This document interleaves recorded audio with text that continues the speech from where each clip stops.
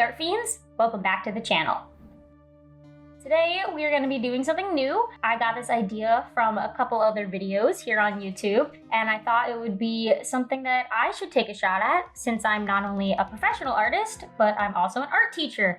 And that is going to be looking at some art tips from TikTok. I'm going to be watching these tips with you guys and breaking down if they are actually good or if you should not listen to them at all. Now, disclaimer, some people may actually gain a lot from some of the tips that I say are bad, so don't take everything I say as end-all be-all. So let's just start looking at some of these videos and see what people have to say. I'm just going to be scrolling through the top of the art tips tag on TikTok, and we're just gonna see what comes up. Anatomy tutorial and tips y'all have been asking for. Use references. I get most of mine from Pinterest and save them to a board. They're super helpful for anatomy and other stuff too. Okay, I'm gonna pause immediately. References are good. However, they are using drawings as a reference, not real people, which is bad. These kind of anatomy breakdowns that this person is showing, they're really cool to look at, but they're really hard for someone who is a young artist to learn from. So if you're new to art and you don't really understand anatomy just yet, and you look at these drawings to try and help you understand anatomy, you don't have the fundamentals yet for what anatomy is supposed to look like. So everything you make is gonna be wrong because you're using cartoon anatomy as your starting point. So if you're a new artist, you should never, ever, ever use a drawing or a 3D model as a reference. You should use photography of real human beings as your reference point. Pinterest is perfect, and there are real people on Pinterest for you to use. Do not use cartoons as your anatomy. I recommend not using the stick figure method. Pause to read why and my suggestions. I agree, but I also disagree. So I use the box method personally because I'm obsessed with it. If you don't know what the box method is, basically instead of drawing a stick figure, instead what you do is you give it a 3D shape using boxes. This way you can see what the three-dimensional area of your form is going to be. I didn't actually learn what this was until college, and it kind of blew my mind when I learned it. The main boxes are the head, the chest, and the waist. Those are, say, our skull, our rib cage, and our pelvis. However, I will say some people have a hard time understanding the box method because you need to have a good grasp on three-dimensional space first. So if you're someone who can't even understand perspective to begin with, your first step is to start understanding perspective. Learn about how perspective works, and then you will understand the box method more. Box method is awesome. You can angle things in directions, so I know if something's looking up, I'll see more of something. If something is to the side, you'll see less of something. I'm a big fan of the box method. But again, if you are someone who can't understand perspective yet, you're not going to be able to do the box method because you're going to do it wrong. I'm also looking at this, and this whole replace the circle joints with bumps, that's kind of dumb. I'm sorry, whoever made this. Also, the anatomy in this suggestion example is bad to begin with. Not just for the stick figure one, but the box method one as well. Just use a box. You don't need to do all these fancy shapes. It's not necessary. A triangle is good too. If you want to do a triangle, that's cool. But you don't need all these crazy rhombuses. I use 3 things when drawing a character: basic guidelines, 3D shapes, and outlines of certain body parts. Guidelines first, 3D shapes second, outlines third. Okay, this is interesting. I will say this. I draw a stick figure first, but my stick figure is the box method. And then from there, I go straight into the shape of the body, as in a nude, non-clothed, no details, just the form of the body, which is kind of what they're getting out with their third step. So they've added a step. They are adding like every fine detail for the muscles, and I guess that works for their style, which is fine, but it also depends on how or what you are drawing. I personally draw way more cartoony. I don't really draw real forms for my anatomy, and I don't really draw anime. I'm more of a cartoonist, and because of that, a lot of my anatomy gets a little funky on purpose, but that's something that'll come with time. You should not be breaking your anatomy until you have the fundamentals down. So this method that they're doing, where they draw each individual muscle, might help you, but you need to understand muscles first. So if you do not understand the muscles of the body, don't do this. works. It's easy to take this advice and just say, I can do that too, but this person obviously has a lot more fundamental understanding than a lot of you guys probably have. So you need to do a lot of research and studying on some foundational work before you hop into these cool methods that you're taking from TikTok. Okay, so the first mistake I see a lot of artists do is chicken scratch lining. Basically, chicken scratching is when you make a lot of small little lines in order to create a larger line.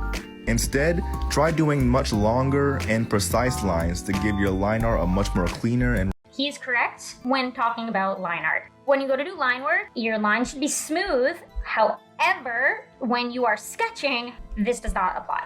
And yeah, the last and final tip is stop choking your pencil. Right here is a horrible grip for your hand. Instead, go for a much looser grip that's like halfway in between the... Okay, this is the best tip. Pencil holding etiquette is something that a lot of people who've never taken a traditional art class will never learn, and this is so important. If you ever taken like a fine art class and you go to do some drawing or painting, they will straight up tell you to hold your pencil at the end of the brush, so you have an insane amount of distance. Not only do you want that, but you want to be further away from your canvas so that your whole arm is part of the motion, not just your wrist. Drawing is a full body experience. Your entire arm, all the way to your shoulder, should be a part of the motion. Here are my tips for finding your art style. Art style is a myth.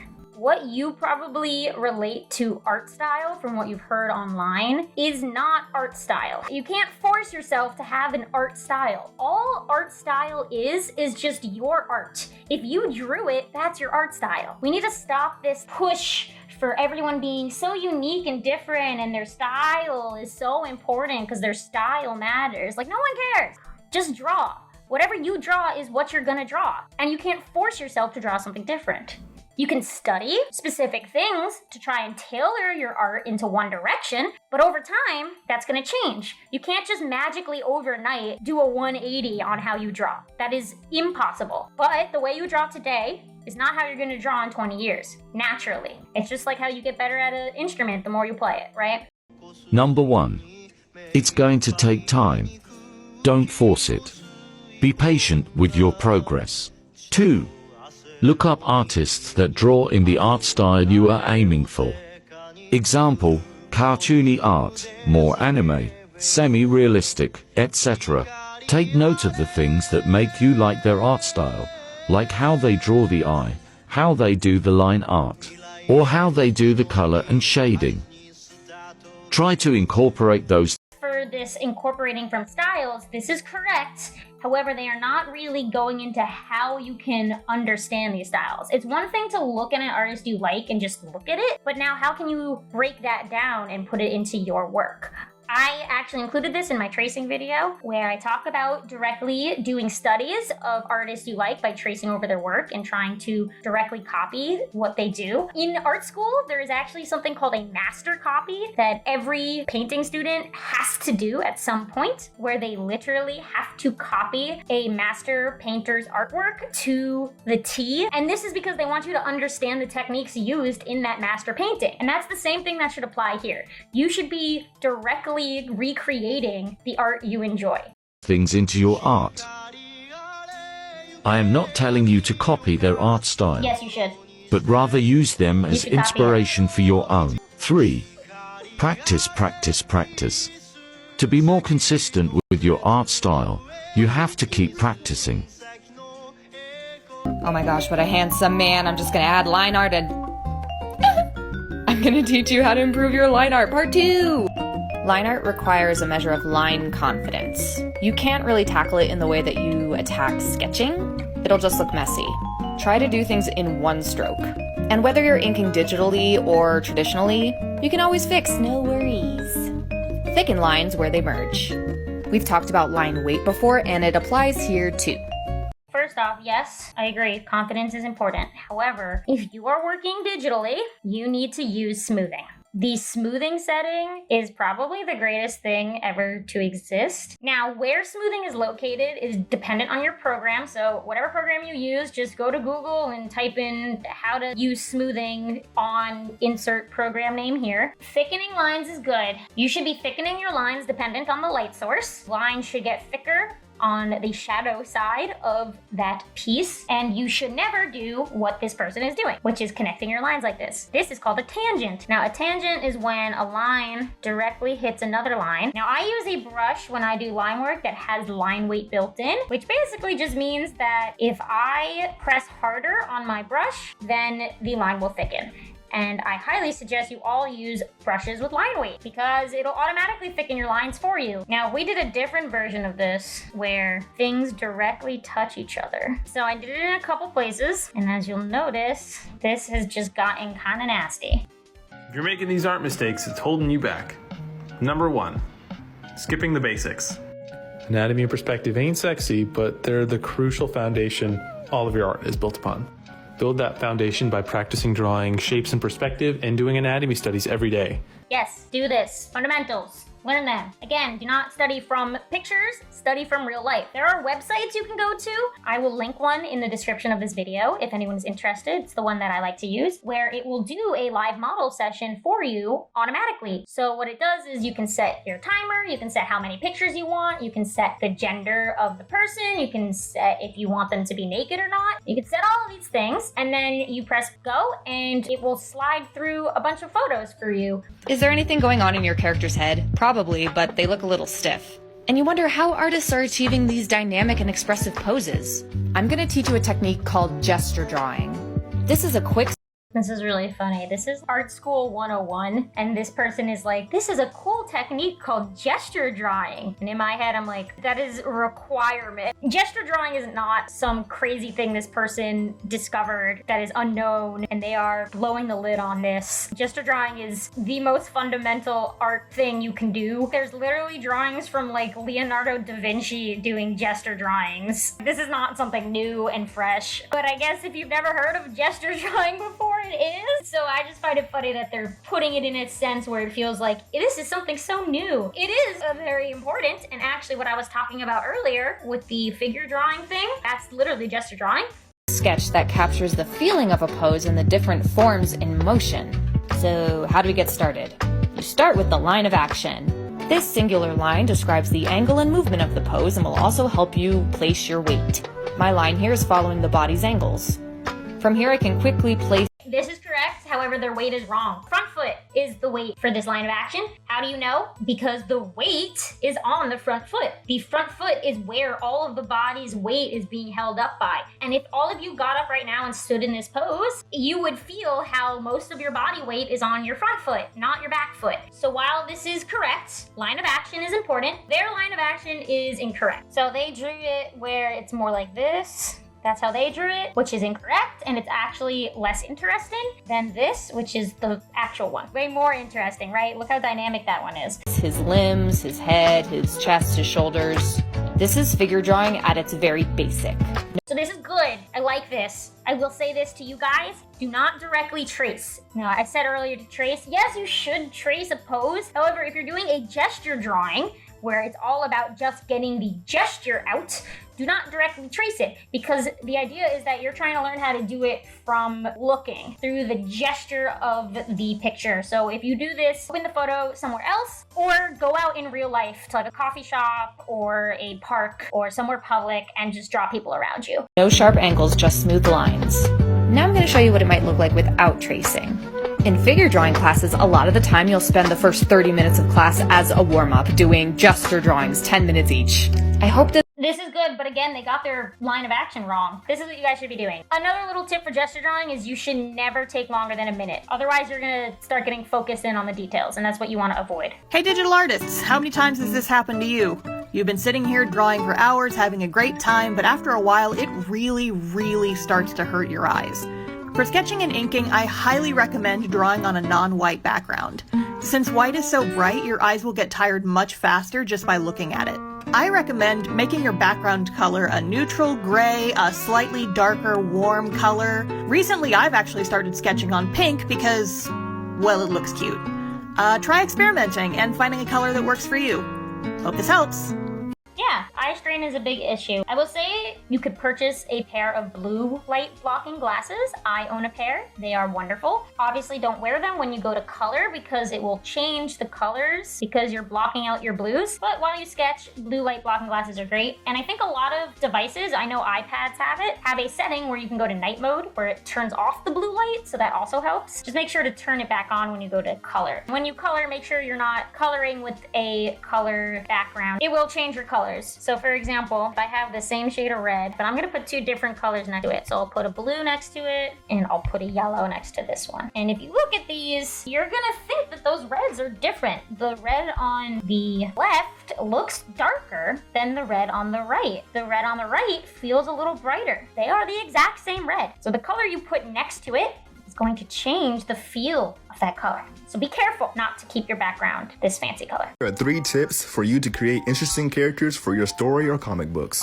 Step 1, using shapes. Shapes are good for all drawing, of course. They're even more impressive when you want to create cool characters for whatever you're trying to create. By using boxes, cylinders, and whatever other shapes you can create to make cool shapes for your characters. Using shapes to create your characters is a great way to create interest in your characters. Also helps others to recognize your character just by one glance. They recognize the shape and they understand the character that's being drawn. Also, you can create Alright, this is correct. Shape language is a whole thing. However, he is not implementing shape language correctly. When he was discussing shape language, he was drawing little details throughout the whole body. But when we look at the final product, it's just a rectangle for the body. And he spent forever focusing on all of these little tiny details with the cylinders and the rectangles. You don't need that. That's not your character design. So if I break down his character to its most fundamental shape, a rectangle for the body, and then the head is even a rectangle. That's it. That's the shape of his character. He didn't need all of those specifics. Silhouette's a little not good too. I would put that cane more in the middle so we can see the outline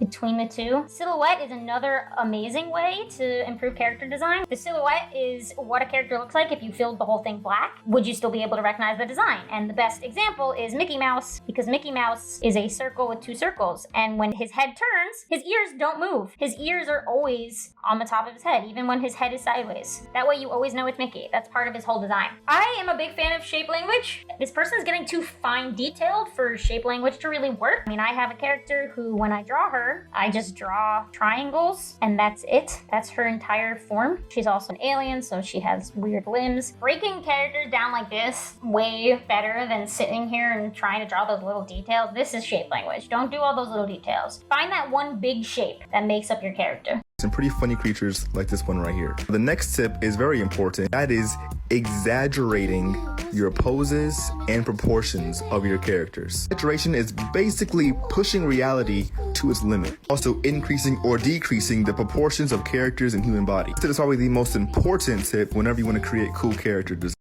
I was down for it until I saw the final product. This guy draws some NSFW stuff, I can tell you that. Exaggeration's great. Do not be breaking your proportions until you understand them. So you should be still studying anatomy correctly. You cannot break before you know what to break. What he created is obviously for one specific reason. Instead of it being like this, I actually have a character who has a similar shape, where instead of it being the hips like this, you know, she has like a smaller upper circle, but the bottom half is literally a circle. She's also an alien again, but even so, she might have a big bottom half, but it's not this. Here's how to become a better artist in 30 seconds. Number 1, draw 100 empty square boxes and don't make them too big. Number 2, fill every single one of those boxes with a piece of artwork, a drawing, a painting in your unique art style. Number 3, draw things you've never drawn before. Number 4, don't worry about it being absolutely perfect and don't worry about creating a masterpiece in every single box. Number 5, just focus on filling every single box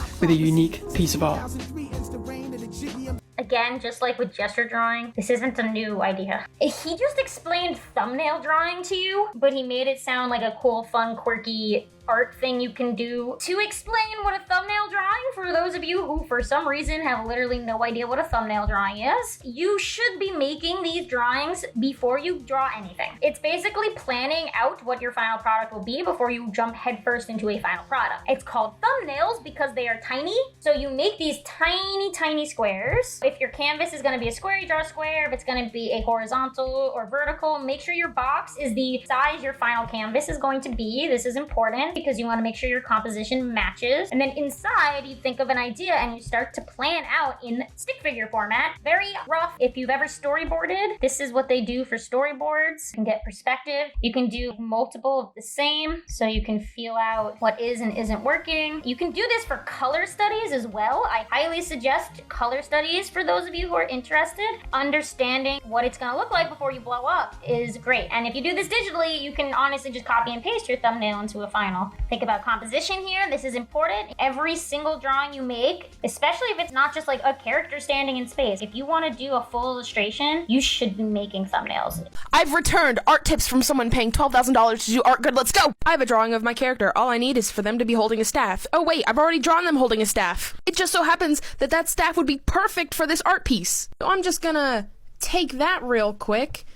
Hell yeah! Plagiarize from yourself, dipshit! I don't know why this is such crazy knowledge. This just feels like common sense to me, a lot of these. I don't know, maybe this is new to you guys? If some of these tips are like so new to you guys that you never would have thought of it, let me know in the comments, because the more I do this, the more I'm like, this is very obvious. Work smarter, not harder, right? Stop using squares for hands. Too blocky. Polygons are where it's at. Easier to connect thumbs and fingers. Look, it's hand-shaped. Also, block out the fingers in groups. When in doubt, one fingy out. Now go draw hands like the beautiful artists you are.